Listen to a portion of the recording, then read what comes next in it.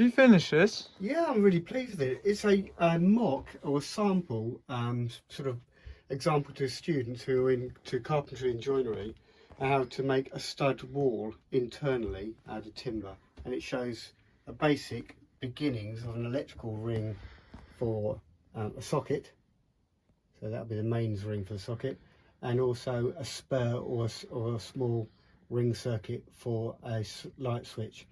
And the light switch can turn on an indoor light or an outdoor light. So this could be part of a wall which actually functions in two parts, either an internal wall or the inside of an external wall, if you like. Okay, so got some mitering work there done, some housing joints here for the stud. Okay, I've done the drawing there. That's the king stud, that's the end stud, and these are the nogging parts. I put these on to show that you'd have some plasterboard over this, but you've got to actually attach then a ceiling or a light rose, and therefore on the wall you'd need something behind to support it. Yes, Jake, you're going to... Where's the fork handle? Oh, very funny. No fork handle here. The socket there, obviously this is a mock piece of plaster work and a skirting board, as you know.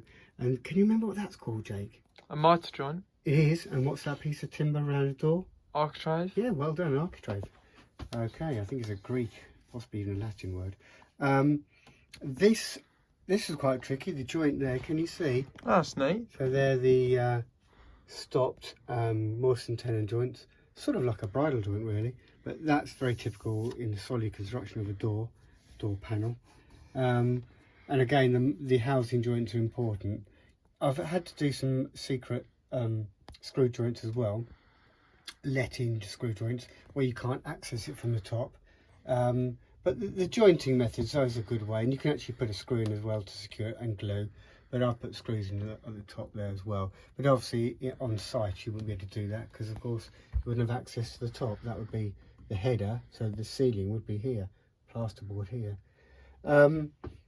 Any questions? There's a double header here for the doors, another header joist, if you like, let in underneath here. You've got something to nail into.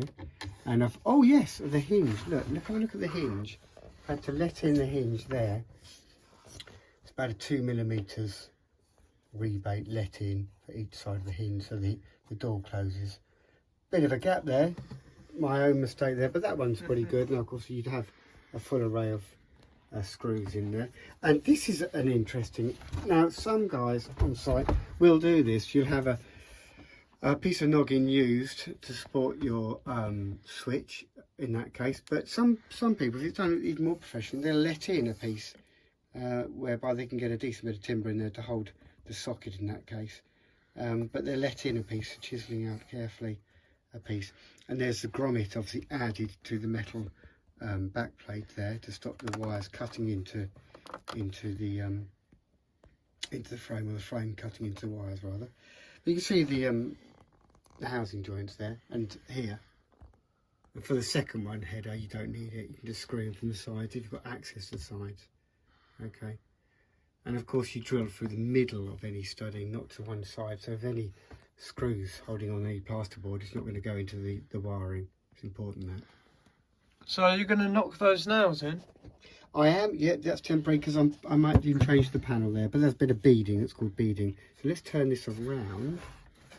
I'm quite pleased with the joint, actually, the job. It's a couple of hours work, you know, for a student. I suppose it would be a day's work, wouldn't it? Quite a lot there to get right. There's a lot to go wrong as well. Okay, but you know, I think it's a good example, hopefully, for those to follow for their training, if you like.